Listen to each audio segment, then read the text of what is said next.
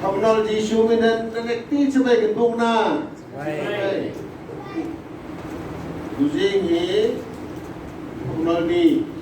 Kuzing yang jo hamnal ni.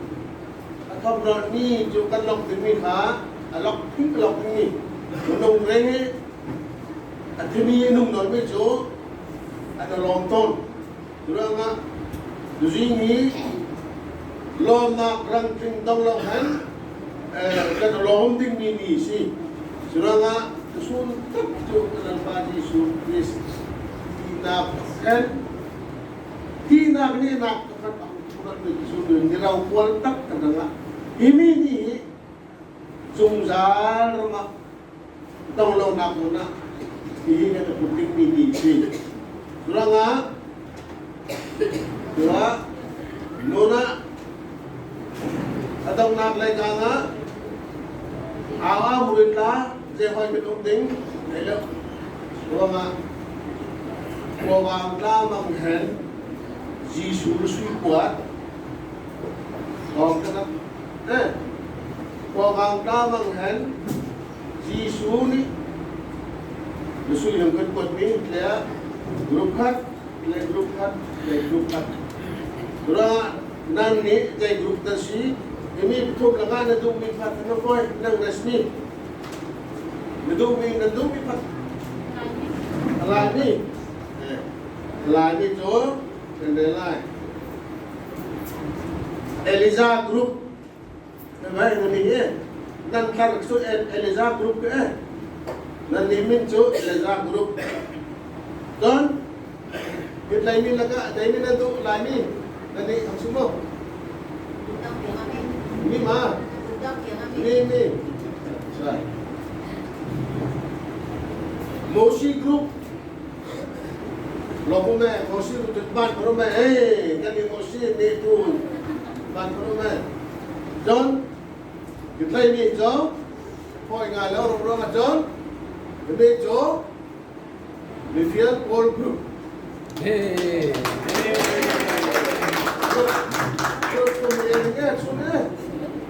Ni tak apa dia ni selesai Jo kalau ni selama, kesungguhan malu cek ni selama. Ini grup sumber kan mak grup sumber nona mak grup cia kan nona pun nak kanong nela. Ronga masahan negara di tinggal situ na, terus masahan kesibling ni baik kerana angkat musim baru le. Masahan ka hak tak bukan Jisu Kristus Ham terbuahan sebenarnya mingguan itu ialah ketua nak bongkar jadi bongkar kau itu di lubang itu. Kalau dari kopi kamu, kalau terus dia singgung ni kan, telur nak kerau kan ham nak sekarang kasih itu berjalan kan, berjalan kan sana kan telur dan tak cross akan berapa. Memang ini jangan terlah jeronga di cross laga mohon kan ni. Kita kan cross nak jadi orang mohon kan dengan mati jauh ke kerok. Dua macam ini cross nak kalau disul tunjukkan cross kam zakat musuh kubang compar oleh umpar din kan taksa kan nungnak kan ekte kan baper bakti ini orang dokter terap. Menjadi kam kenana kan badur tu sebenarnya ni. Lok tuan jina. Raya sotum. Lok tuan kulle, tuan lina, langsung tum. Ini pak, ini sunaga kan terhubung menunggu kau. Tua kendela. Di sini ini mesra termasuk tua ada ini dua nak. Dari laurin kau insyaallah tajun putar. Hana jun an lokal, jun hana ni longjo cimen an nule, jun an nule di surok jo an nulau, jun coba uruanga laksong lewa jun menung beri kuan bicar rehen ini diaga anung bile, jun an kile mertual tok rehen an lewa an ini jun desena Saya nga patila kami nagol ina noro kapag noro. Saya nga minung matiminan bol noro noro.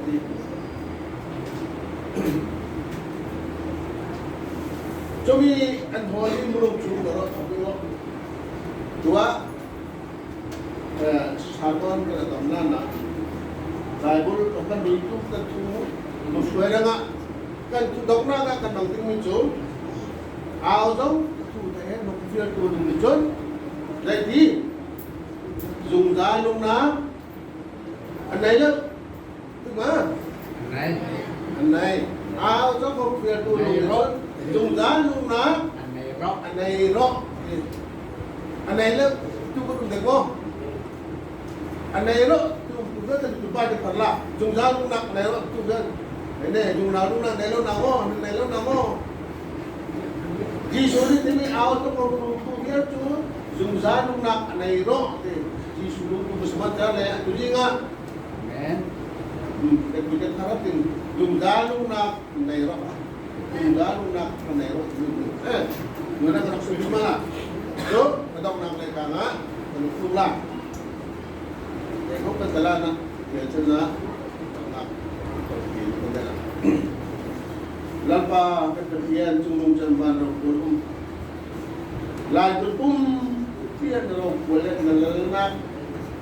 usuna hen minung lịch cách câu nam tình hen nang mạ na quang na kalori ni na kan krau usun hen lại cũng đi phim nam này của kan scientist tiap tak kali su ten han krau an kai kilometer nang nang tok no la bini hi su na hena bandar ban kal sunga tau tu jong la la tu jong la ni chun ban này le ban khat nak ka tim ni jong hi sim chok lo re kan nei ni na tau tu mui hi nang ni kan thadin ni jong ka salau no le kan tak sa dam nang tu pi lo ma Jesus ni sa dalam tu kan si John Usun mi subject laga kanong nari Usun mi subject laga kanong dingi tu zai Usun hin Star Sunday kandele Star dini hi lana hi Star hi Usulia Star Sunday katimi Star Ini Star hi jai pun usuk ni kan thai masapat tu bidu ni kan thai masalo jon Star kimi Sunday lo jon le ni thok non na hi san ka thai la Star kimi jo bom nai thok non na jon ni kan ni akan Palm Sunday kan le tum ka ba ni kan le kami tum ka ba ni ka jai pun usuk ni kan sim ka kami ang suwag medyo busy sa nga song na pangalewa ko bang sa kiliya ni tuan nga chani nga yung kulay na nulay ini disuhi ang suwag lale sinatong tuan at tuan han kang lang na kaya kumil kita hari itu lewa disuhi suwag lale lain pula kaliya kan Kristen mo mo na kung takot lale Joy and Jimmy Suna kan bang Star di Star tu ni he Hong suak ni jo tum jai penjat ro na lung lâu ni luk sot lewa ketian antai lâu ni luk sot lewa ni ketian nu kami min si Suna ikan bang ni tu cumi min jo Suna hena kita aku pikir dia ini Star ini kan nak nongtam kita sedang aku dia kan dijon kan thai dimi jo julewa milem sortu nu lani hi nu Star an bangni li ka kabi ni kan bang jo jero Star ini jo sap ramahum satan jo Kami sab ramahum satan ni jo Anglo session or si jo Jumi kha kha ma aranga kan kami min buat kami kha hong kiro jon kami min jo hong tau bimale kami thokat hongkal min jo di kanal ba Yesu thoklo na kami ranga kami ni ka sungkang kata dia mah kami ni kha kum dai tu lai pula Kristen no Asia no keliawani kami min putha star kha usunahin kami hongkal bimale kami tusuna kan mangini ni star pangnak ni jo kami pa jo hongkale hong thoklo ni ruang rola kami min hongkal bimale kami min jo ane gonan ke so min jo Jisu tele thoklo ni kami kan ai lo si rak jo Ranga ni sanai kan mangini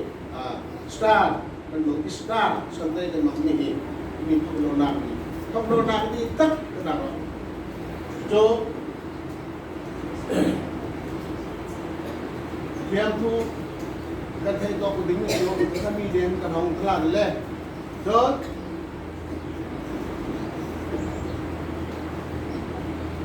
en murita ta kan dai ro lung lau tu murita ruk son ni pathian ka sungel tel chu lewa Jeroboam ini Jeroboam ni ina Bible tu la ani ter ka ha ruklam son tu pathian chu isla sandai tu je chu thomno na sa brahma ju sami anglo section hol si chu chu siaran kalkan pun an manglewa ursum takkan ka bona ni ka an mangton ni si Christian hong suwiro chon pathian kepala ikut suar dan nak dengan tidak zong ani dihan atau koloni si antai sobro curang istirahat itu Yesus Kristus tolong nak diraga sobro itu cumi itu unga dia saya sandro betul Yesus lewahin terlumi selewa Yesus lungtu le Yesus lungtu dak surang hina kan jauh le lalu dua ni cari pul pengal pul tu nak pengjauh le ini Jeroboam ni julewa buksot tu so belum siaman kini macam sini mungsi julewa cumi belum buksot dan macam siam le ada beda nak tahu tu hong tu lah jong kah kini ruk person mungsi kini ruk tu son lor dengan lepas Yesus ni kini ruk kah kalau di bos lah kah kale nungnak karena nungkan rupiah juranga di dua lagi ni tanggul pengalat somtu kulakajon Jeroboam itu setara makut an mangton poihen kariat na nilengan itu put ni ranga agwat le ben hala ma jama tu nun lemen to pefa ama suak sina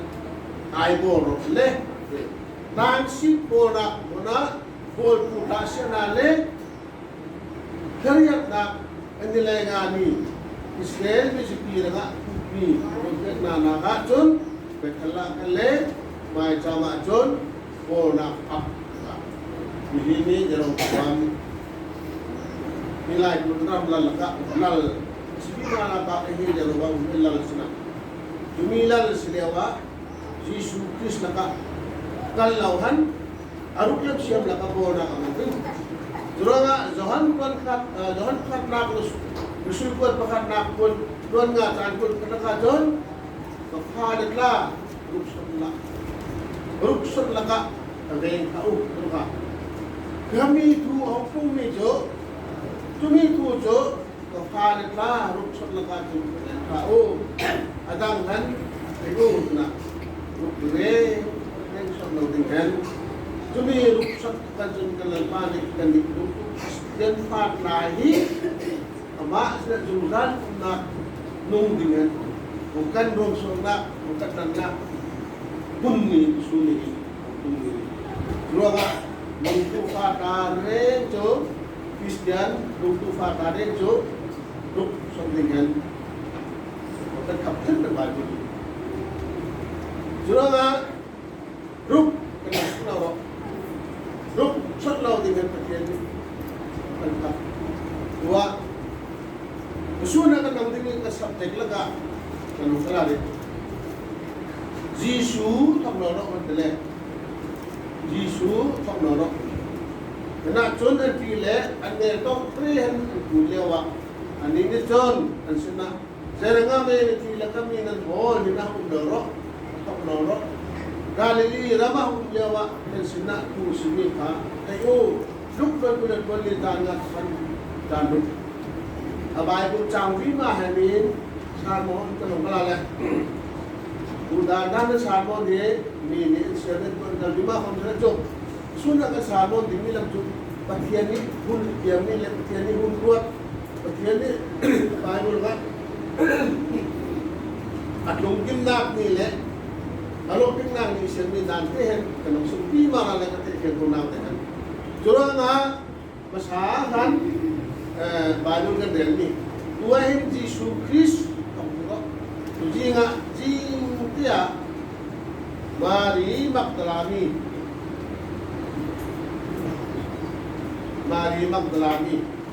iminuhi kung saan ka nagkapinuhi Mari Magdalani nung kandung laya ang Jisu ako lama imihi tong tiyang tuong le han graw dalan ba Jisu huwag ang dapat nakini medyo ang kaploro ada kaploro onibuan trong mo jura chumi nu ni chu ji nga bakal le ju khan le na de ka de me khai ko mi Mari Magdalani ini ju khan be ding bakal le kai kana ka di takraw ko onibuan ko mo khan an khali asik ko ham dara sa na ngani ka aong le suma dai ko mo ro jura nga Sabi ka, ini Mari itu laksong le, tak, bagai lokak bina, kemudian di sini masyarakat jingkia muli dia Mari Magdalani itu anak le, lungju anak berjitu, jangan berbuat. Jisu ruang sana kacan anu le ya, jadi le kat atau minum le, ini jen guna jadi menetap. Ini John sina kalalpa ang kaltini sina ram kay lorong tapi ne sang tu ore tini joy hen John hoy hen simka adung le ahan le lalpa Jisu ah palak itu mari sina Mary mari sina ah orang ni Juranga tusi kahin lalpa Jisu Allah tak si tidak fiat kan ni Mari Magdalani yang tak ingat itu ni Mari Magdalani ni tiempo anu cakap itu dari tu le sabit simjut tiempo bikin macam tu kan sebelah lo okey kan sebelah kan kau tengok ni Mari Magdalani tapi ini dia masuk Amerika begitu. Anu lepas ni netri lewa devotion nile. Jadi awak Jisu thong hang le Jisu tu dalam le terus tu si thong hang kesini. Anu lepas ni netri awak juranga terjadi jauh dari kampung itu. Jisu ni dekat siapa pun jadi nang ma rong tu si lewa devotion nai milaka lewa anu pan cha si jo cha lewa si mi lewa devotion nai milaka sinten milaka ni meri ni jole ni jato tenu ka ni thak tak ti meri kom jole jo mi jo ni kato Galilei rama lewa kan Ini Mari ini Nazaret Magdala ini Magdala umit na ini Mari Magdala ini jo ni siya Jisu thô kháng ai đi của nó là thà Simon đến đi na khăn tôn thì sao cũng có lẽ mình gặp cho Simon nên bạn mua lại em pha tiếp luônกันrộng rồi lại lại đến thì sao lại đến lại ông đi mi ni nó mua lại lại đen lại gặp suốt lại đen lại ba bữa ta là làm suốt đấy đi liệu anh ấy tôi mới cho nên mà nang manong tu muli kami buhay na mo hi tinong lo nga kay talaro muli pain kham tung ni tu lo tung la ni mi ti tu muli pa si ano min sa lo tumi no to gali le ni makala kya nga ne tulunga ni me sa tak so nga đây cũng tăng cao hồi giá ông nào cũng được luôn á ông nào lại gặp ai luôn ông rồi là mình ra xuống á lại cũng đi sẽ là hồi giá khác ông này tâm lệ liệu á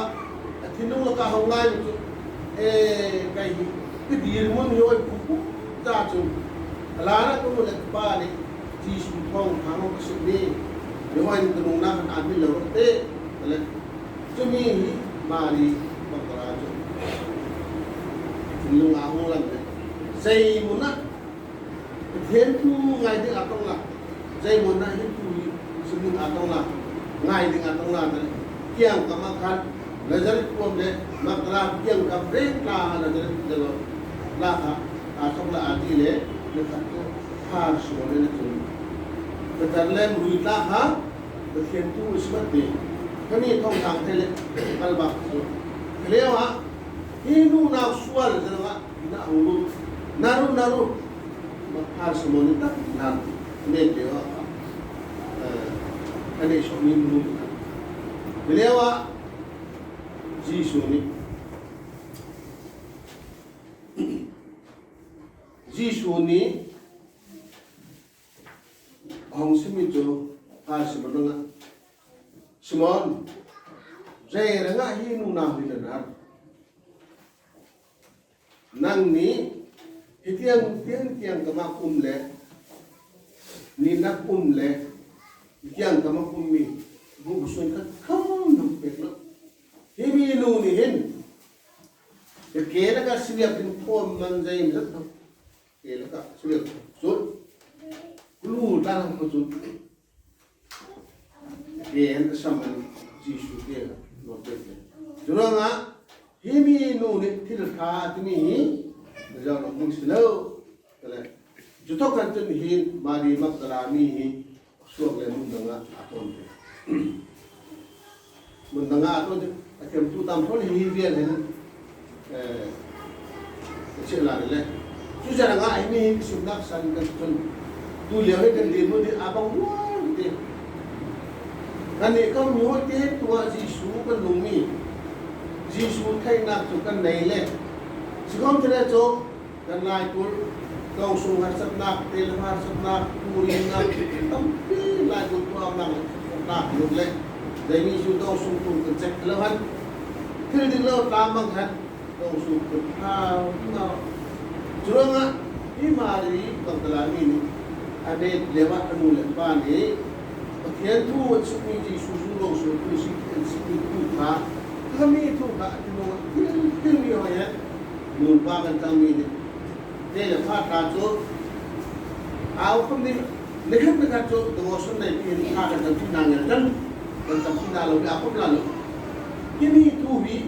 kan lakukan kau nang tinggal di mana ini ada orang lagi kangen john dari umroh ada kan lepas Jisu apa ni singa aku adalah kalau ini sudah dikonsul dengan paling lima. Ini dirimu ni. Doktor kaya kita Jisu lakukan tak mengisi kita, sehingga yang tak terjadi. Cuma ini kan di konteks dia cuma ini mari itu kita lihat dengan.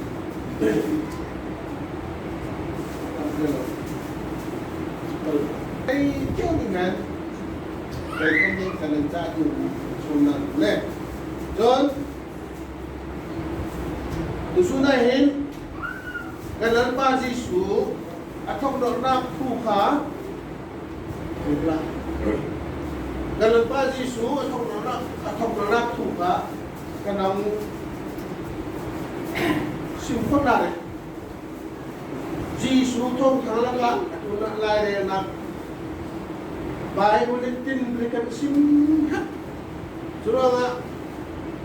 aswag nak tokan atok nak le bana kaitan David là có cả lại đây tìm tiếng Bible bùng sang ta là hấp rồi mà ये cái đó bắt ra dari basahan Jisu nga Patiani atem ni number pa na ka Jisu ni Jisu su setan ni ko sa ka di Bible yang dapat alam ko buntu jale nga naka Genesis so yan Nungam kanlim aray dingni kom isay bungkot dan mon janu ka sim bethe masuk dingni kom nika duan nga jani amel abi le tani andu law dingni kom asim isay don songal jan riat atlu tu aray re leo atai si dingni tu kom isay don songal betul jan sila jodan buak dingni nika bungan jangkat Tilan sab demi kom, saya pun sama tanduk. Dan buahkan anlek demi kom, Solomon la laka, tuan ngalah tasnya kalau mulai. Wah, ini tu ngayu, na hari tu kalau mau macam. Dan Jisu tu jual tinggi. Sekedar tu leh kali tu nak, una kali jual ni kan. Dan ni sahaja antar tinggi kom kan, tuan sama Pasti laka tanya laka sudah mu. Sir layan anu wasudok demi ham, kena sampun boleh. Tuan ni chance ni kan mulai. Akut agak kan demi ham, sampun boleh. Ini chance kan. Ani puan tak cok demi ham, sampun boleh chance ni dan dia ketemu. Ama ketu taranga ha akan demi ham, orang isai. Tuan ni tanda nak simpon. Tuan itu nanti ini kom, sampai sopul kotaan kulit pendapat sim, dan han musim nak demi kom ka, isai tuan songal, dan kuala kan sim, arung kecil laut ini kom, number tuan salib kita, rel hendak nula, dan Berarti laga atau kalau tinggi tu apa sam boleh dan pun laga. Kami terlebih tu terus untuk tu. Siapa mana siapa orang yang alim lah. Kalau yang kan lepas di suku nak tu lain di tu nak siapa nak kerja itu semua. Ruang power le kanga tahu di form. John olive kanga awak nak lale. Sekian dua lagi dan tanya tentang tu dia nulis, wah enggak jual lah, bagi semua kan nak, Jonona, David, dia tahu tak lah tahu pusang lain ni, akhir puluh nanti, Bible ni, ini, tusuna, untuk ini tu ya, tusuna atau ini tu thar kata ini sudah, ini isi Suri songa dewa, ko bang Israel mulai kan sim na bro, kenapa di suruh sumpah lo? Kalau ni minta kusip kan, loga kan ni kan numi suna kan numi ni, bosan apik tu le bosan alun ni kusip, loga kami pilih kanga, suatu kali mulai le kanga kan tu ni, ni puni. Tu hukum ini serok, satu lain, kalau ini, John,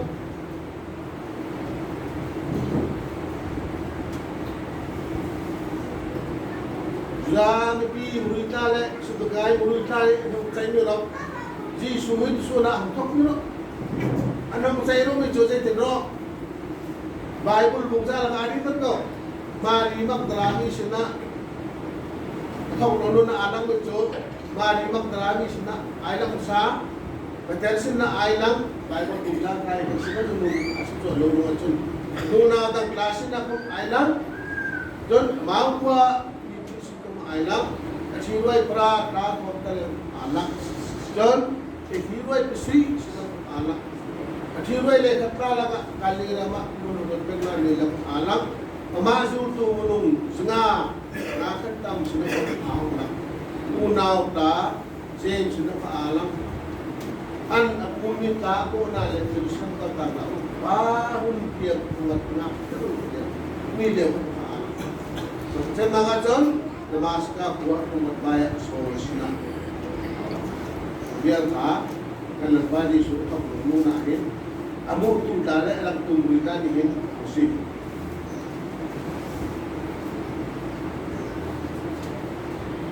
Karena terdung rui, madang placo siroi tako lungkar dengan bagi suatu nona kamu lungkar konsep ini Nikodem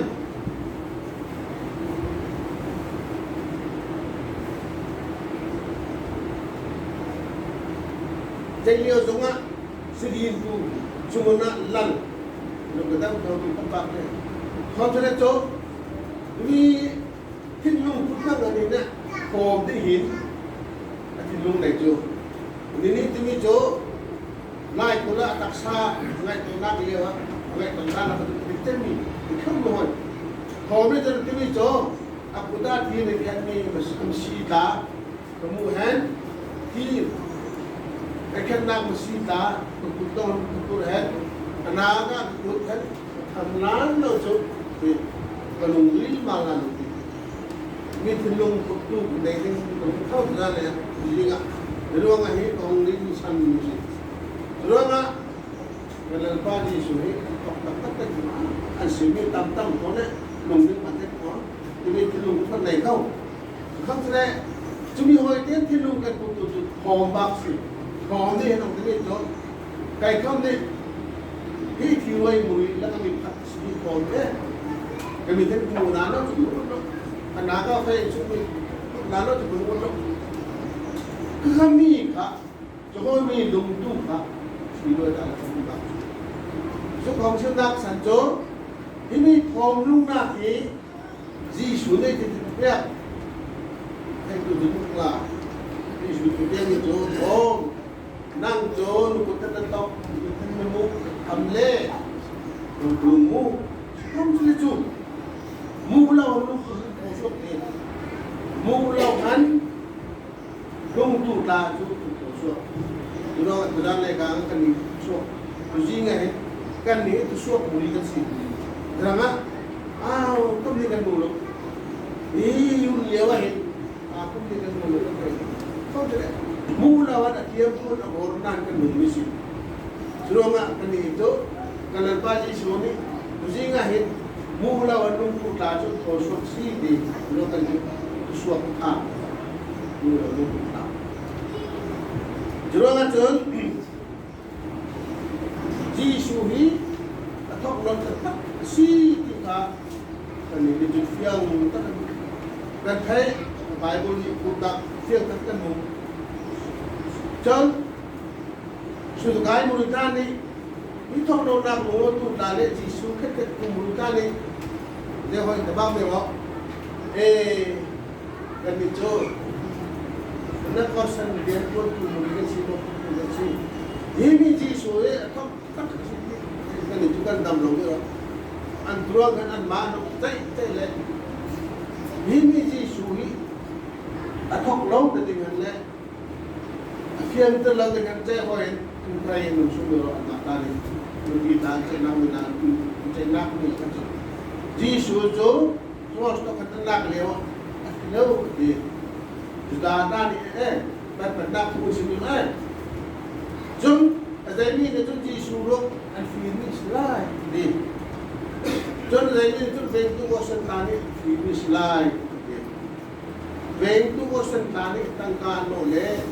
tani finish line Tenaga mari magdarami ni at ito islay. Imihi an leng nak tu sini. Jurang ah hilang kan, jadi pon apa? Ya. Eliza pon. Suatu film kan? Eliza pon kengkor. Eliza pon ni dia orang nenek bang mukjizat singa. Kalau pagi suwe, dihoi film Islam. Mo nan hoi bokla ni. Dan ini nungak kawan si Yesus bangso taklah an simdeng ni jiwa tani ini cross nak yang nungkau ruang haji le apa kami ka anang ni ruang hari ruang itu koi terpendak tu ni sudah jangan sampai ni loh nungtu tak Tong nak tak ni jangan sampai ni loh. Kalau kawan nanti itu bakalan tak mau malai kau bila tak ani kau pasti mau balik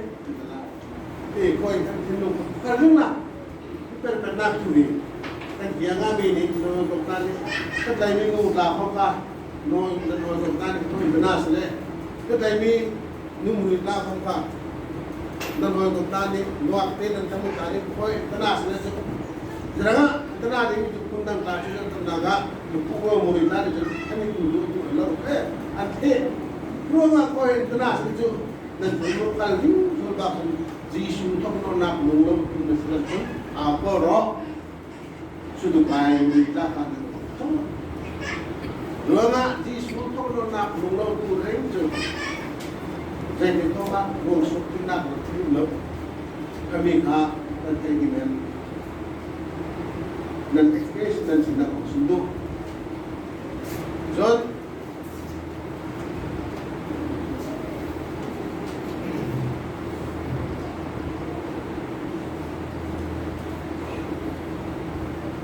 kamu nak tu bahkan orang sudah malah, betul nak lagi kerana mak kerja ralingo. Kamu nak tu kan orang sudah di suju, kamu nak si kita. Tóc nó nạc số muốnจะthành nó lên muốnจะตัดnó đó ini akan bukan apa muốnจะตัดทั้งที่นั่นmuốn ni tóc nó nạc thì mới chụp muốn ni chừng ni anh em phát nạc cả chun để thì mới tóc nó đi rồi lùng tu lá tóc nó nạc lùng tu lá áo đó đi kan tahu minta hat bukan nak minta hat John, apa ni nak lekat John? Dari hari no, lunglau tu lah, tak nak ni umi. Dari dia lunglau tu lah, tak nak namu kan nak Kristen lah, kau senang kau ketok ni, kenapa itu bukan dari kau lah. Hilang orang kan bejo, orang lang siapa kau tak nak so, muni terle. Lung tu dah beri tak nak, lung lau tu dah beri tak nak.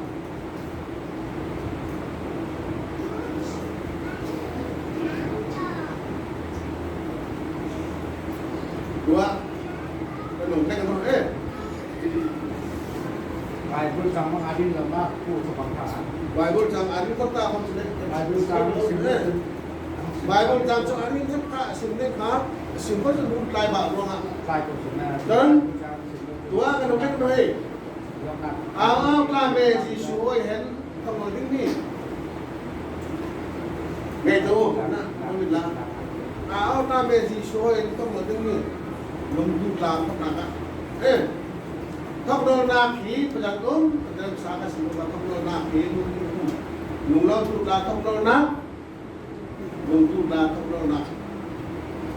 Justru lunggu kelam kamu nak tinggi tu saya hari nak. Pulsa, oh, pulsa. Isimba kita lah. Bila kita semua kau tak hidup tu kau hei. Sim, budak simba tu hidup ada. Bahkan nak lagat John, pulsa itu lalu nungnak dengan antara lain. Pulsa itu lalu nungnak dengan là áo đa rồi chỗ lung tu là chân apa ni naga chân không nói đi mình chơi chơi đó hil suar tu là chú mô rạc thì cái thọc lại ini rosma hil suar tu là không nói na hil suar tu là không nói na thì ini kalau lepas di suruh thọc ni orang ten thọc bạc justru kan thọc nạp thì chỗ chơi hơi đang đó lung tu là không nói nạp chỗ Fan baru kat si Shu ni tua, ko nak kunta sila, anu mata mi kumpa thong lo dik, baru di Sultan. Kan dung nak tak sahidang terlum lale, ban tak sapukan, dik. John, bini nak laga, pilsual itu tak, ko nak temu jejak orang. Pilsual itu lale, lunglau tu datang, pilsual itu datang, lunglau tu datang. Lung lâu tụt đá không đâu nạp lấy chỗ lor phòng đá không đâu cái không ni đọc ni ăn thông bình ni đọc ni ăn thông bình ni chỗ anh ni ta ni chỗ để đó mô nạp tình nhân dùng giá rệt nạp muốn là tinh biến không muốn là gì lung lâu tụt đá không đâu nạp chỗ lo từ gì ngay hết lung phạt cái đá gì số lung tụt đá đi kan ranga jai hoy ji sulung tu tani kan ranga tiltha hong timi jong chung ka akhami ka lung tak tak kan ji supom tak tak tu ju jai hoy kam ding chu tua bible la adi mi hoy hai pala Moshe group, Elida group, or group, kan ko kacil ko ya. Dan na be kai tok na kale ka so to re.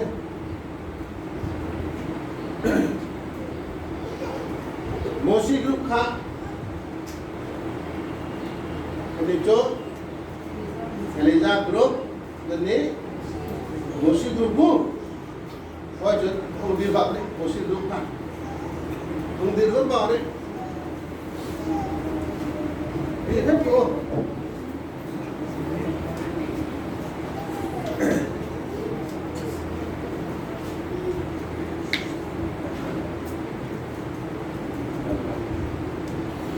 Ê, qua vàng mang hết một xin đúng. Nan sila nusuin ko namin saka nan number ka nusuin ko namin Bible bungtang John pero kalau sa bungtum jangan ni le jantum sigsao nusuna tokno ni nga Jisu ni ko bang tamang hen mosi mang hen sila nusuin ko namin John Yoin ko na nang chong lên tình chong seman luôn lấy tin là cá con chong nè luôn lấy tin là cá nan tin lung ngọc thiếu lệ tua lấy tin là cá trơn ngọc là u thấy kiểu gì mà đúng rồi đấy nên thằng lệ nan lung nak jo Jisu Krista Pathian ni Agil Sasi nan lung nak Ulpi Kristo Hong lang tiga nan nikom Asina Rau kual takkan nan lang bang lai dan Pak dengan som saya, amin. Tahu tak? Saya ke rumah je, boy, tu nak comel kan? Kan siapa pun tidak kamu tentang orang macam, tentang orang lain kagak. Dan nuna pulpi, Kristo awlang tiga, dan dia kau pesan rakuan takkan dan lembang lah. Lalu ya, mosi bangan sana, pun sana mijo,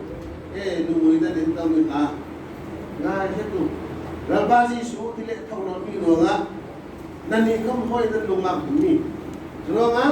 thì biết chỗ nên lùng nam của phi chân di số phi không nói tiếng á nên đi không có sự rau cuốn tất cả những thứ là à giáo quân lệ nên mua là nên mà là cái giáo quân lệ thì cái chúng đây không sầu đây không chút lâu liên luôn không chút lâu cái mà anh không có năng tiền là pha mà nó ra là cũng như nào không chứ chú Giêsu mai cả rau cua thọc tình từ gì ngày cũng không nên thì mình cười đi như vậy không tình cũng không rồi ạ cái Giêsu này nào không có rằng không nó Giêsu mai cả rau cua tấp thọc ra cái mà cái mà mình cứ bảo đi thiên luôn à nên nung chưa được sửa được số mô sĩ bằng cái Giêsu suy quan đến sự đời của John Eliza mới lên cái này mình tìm bảo đấy này Eliza con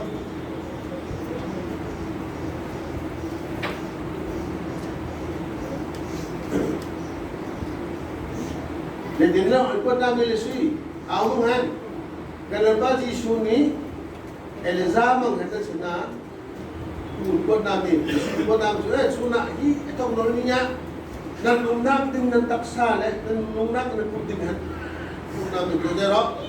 rom dan dingkau rom luan ra mal rom luan li tan panaka Bible sang sisi lu dan loy dan tangan dengan rom luan li tan panak Giêsu ni tu nama itu sunat Trong á Giêsu chỗ kan suanap darunga kha sile kan mo lo nap ting hen athok lo si kan ding khom ama hoi hen kan thok bak lai amen lepas ni bersong se hoi hen Giêsu Kristo Kristus duk taki nang masana ne nang menungak karak natlangwal karak natele nafana za lewa natele nafana kurina lewa hoi kristo tak Giêsu sokha